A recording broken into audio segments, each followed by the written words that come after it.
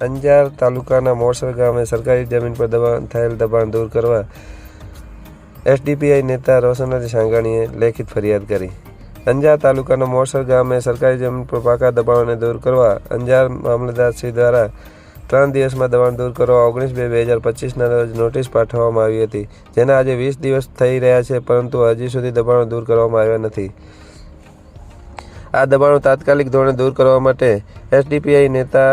રોશનજી સાંગાણીએ collector, નાયબ collector, મામલતદારશ્રી, PGVCL તમામને આવેદનપત્ર આપીને આ દબાણો તાત્કાલિક દૂર કરવા માટે રજૂઆત કરી હતી। પીજીવીસીએલ દ્વારા 2021માં મીટરો ઉતારવામાં આવ્યા છે આ દબાણકારોના, છતાં પણ દબાણકારો દ્વારા ડાયરેક્ટ મીટર સિવાય ડાયરેક્ટ લાઇન લગાવીને વીજ ચોરી થઈ રહી છે, તે અંગે કોઈ કાર્યવાહી પીજીવીસીએલ દ્વારા પણ કરવામાં આવેલ નથી। આ દબાણ અંગેની અંજાર સર્કલ ઓફિસર દ્વારા દબાણકારોનું પંચનામું કરવામાં આવેલ હતું, તે વખતે પણ આ પીજીવીસીએલ દ્વારા ઉતારવામાં આવેલ મીટરોનો કોઈ ઉલ્લેખ એના પંચનામામાં કરવામાં આવેલ નથી, જેથી એવું જણાઈ આવે છે કે આ ક્યાંક ને ક્યાંક સરકારી તંત્ર આ દબાણ કરતા મોટા માથાઓ, રાજકીય વર્ગ ધરાવતાઓને છાવરી હોય એવું લોકચર્ચા થઈ રહી છે, જેથી અંજાર તાલુકાના આ મોરસર ગામનું મોટા માથાઓનું દબાણ તાત્કાલિક ધોરણે હટાવવામાં આવે એવું કચ્છ જિલ્લા એસડીપીઆઈ નેતા રોશનજી સાંગાણીએ જણાવ્યું હતું। Online TV news Badhabhai Ahir, Kutch. ધ્યાને રાખીને પણ અહીંયાથી જીબીના અધિકારીઓ ગયા હોય, હવે એવા છે કે કર્મચારી કે જે પણ અહીંયાથી જાય છે, આપશ્રી સુધી આવવાનો અમારો એ જ કારણ કે આપશ્રીના ધ્યાને દોરવામાં આવે। બોલો બચ્ચુભાઈ, શું કહેશો મોરસર આ દબાણ અંગે? દબાણ તો આજે અંજાર તાલુકામાં તમામ ગામડામાં દબાણ થાય છે, સિટીમાં થાય છે, મોટા માથાઓનું જ દબાણ થાય છે, નાના માણસ તો કોઈ છે નહીં, અને કાર્યવાહી કરે તો નાની માછલીને પકડે, મોટી માછલી બધી છૂટ ફરે, મોટી માછલી કરોડોને કૌભાંડ કરે, લાખો રૂપિયા અધિકારીઓને ખવડાવે, એટલે અધિકારીઓને પણ એની વાહ કરવી પડે મોટા માથાઓની। મોટા માથાઓ તો તદ્દન ખોટા છે, અને ખોટા ન હોય ને તો અધિકારી કાયદેસર કાર્યવાહી કરે એના માથે તાત્કાલિક, અને તાત્કાલિક કાર્યવાહી કરવામાં નહીં આવે તો અધિકારી માથે તાત્કાલિક કાર્યવાહી કરવામાં આવશે। આગળ જતા અધિકારીઓને જાગવાની જરૂર છે, આપણા નેતાઓને જરૂર છે, પ્રતિનિધિ ચૂંટાયેલા છે એને પણ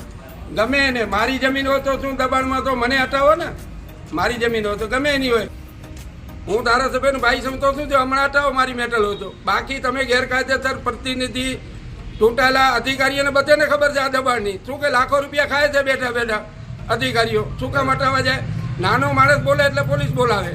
આ મોટા માથાઓને અમે બોલાવો, પોલીસ બંદોબસ્ત લઈને જાઓ ફગાવા તો અધિકારી સાચા, બાકી અધિકારી બધા વાહ કરે છે મોટા માથાઓની, નાની માછલીને પકડે હાનને છોડી દે। મોરસરના આજે મોટા માથાઓનું છે, આપણે બધા ભાઈ જ છે, મારે કોઈ પાર્ટીથી લેવા દેવા અને ભાજપ હોય કોંગ્રેસ હોય કોઈ પાર્ટી જ નથી, મારે આમ નાગરિક સીધો બોલવો અને સાચો બોલવો, અને તાત્કાલિક પગલાં નહીં લે તો અધિકારીની ખુરશી તો દબવાની જ છે। પ્રતિનિધિ ચૂંટાયેલા એને ઘરે બેઠા છે ત્યારે એ નહીં આખા આડા કાન કરશે, અધિકારી ઘર ભેગા થઈ જશે, અધિકારીને તાત્કાલિક પગલાં લેવાની જરૂર છે। જય ભારત, જય સંવિધાન। મારું નામ રોશનજી સાંગાણી, હું સોશિયલ ડેમોક્રેટિક પાર્ટી ઓફ ઇન્ડિયાનો કચ્છ જિલ્લાનો જિલ્લા પ્રમુખ છું। આજે અમે મામલતદાર સાહેબશ્રી અને નાયબ કલેક્ટર સાહેબશ્રીને આવેદનપત્ર આપ્યું છે, સાથે પીજીવીસીએલ વિભાગ, જીબી વિભાગને પણ અને અંજારના પોલીસ વિભાગને પણ આવેદનપત્ર આપ્યું છે। અને આમાં આપણે જોવા જઈએ તો આ જે મોરસરનો જે મુદ્દો છે એ 2.5 વર્ષથી આમ 2021થી જે ચાલુ છે,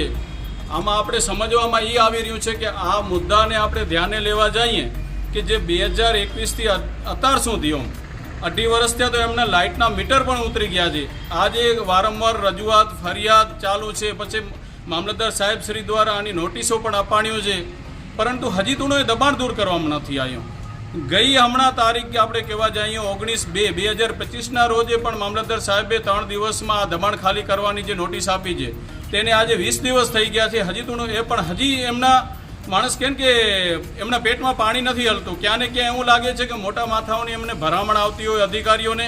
એવું લાગી રહ્યું છે, અમને એવું પ્રતીત થઈ રહ્યું છે, જેથી અમે આજે ફરી આ રજૂઆત કરી છે કે તાત્કાલિક ધોરણે આ રાજકીય વર્ગ ધરાવતા લોકોના જે દબાણો છે એ દૂર કરવામાં આવે, અને સાથે સાથે જે પણ એમાં ગેરકાયદેસર પીજીવીસીએલ લાઇટનો જે જોડાણ કરેલા છે વીજળીના, એ પણ એને કટ કરવામાં આવે ને એના સામે